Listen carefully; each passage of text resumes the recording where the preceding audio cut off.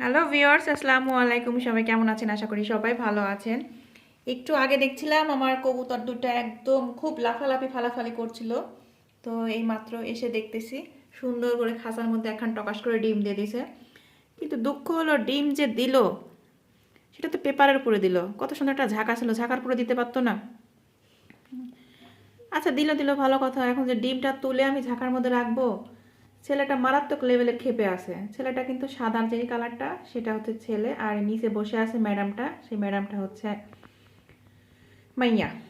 মাইয়া বলে ম্যাডাম বলতেছি, যাই হোক। কিন্তু এর এরকম চেতে আছে কেন বলেন তো? এখন যে ডিমটা আমি ওই ঝাঁকার মধ্যে দিব, তো এই যে সাদা ভাই তো বিশাল আকারে রেগে আছে। আমি তো বিপদে পড়ে গেলাম এখন। ও ভাই, ভাই রে, ডিমটা কি ধরবো? মানে একটা হাত দিলেই বিশাল একটা অবস্থা। কয়দিন আগে আমার বাচ্চা হচ্ছে পণ্ডিতি করে, এই যে এই পাশের এই পকেটটা দেখতেছেন না, এই পকেটটা এরম করে খুলে রেখে চলে গেছিল। ঠিক আছে, ছাদের উপরকার ঘটনা।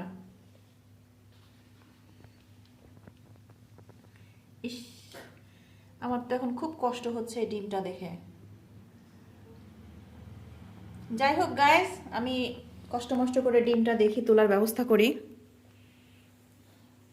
এর আগের বারও দুটো ডিম দিছিল, কিন্তু আমার ছেলে কবুতরটা ভীষণ অসুস্থ হয়ে গেছিল, আর মেয়ে কবুতরটা একা একা ডিমে তা দিতে পারছিল না। দ্যাটস ওয়াই হচ্ছে আমার সেইবারের ফ্যামিলি প্ল্যানটা ভেস্তে যায়। তো এইবার আমার ফ্যামিলি প্ল্যান করলাম, তা আপামনি নিচে ডিম দিয়ে দিয়েছে। কি একটা আমার দুর্ভাগ্য। ঠিক আছে, এত কষ্ট করে খাঁচা কিনে নিয়ে আসলাম, ঝাঁকা কিনে নিয়ে আসলাম, ঝাঁকাটা চোখে দেখতে পারিস ডিম দেওয়ার জন্য?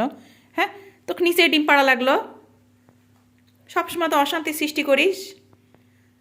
যাই হোক, আপনারা যারা কবুতর টবুতর পালেন তারা তো খুব ভালো মতো জানেন, আমাকে একটু সাজেশন দিয়েন যে আমার আসলে কি করা উচিত। খাবার দিলে খাবে না, আর নিয়ে খুঁটে খুঁটে উল্টাপাল্টা জিনিসপত্র খাবে। কি যে একটা অবস্থা, আর কি একটা বিপদ।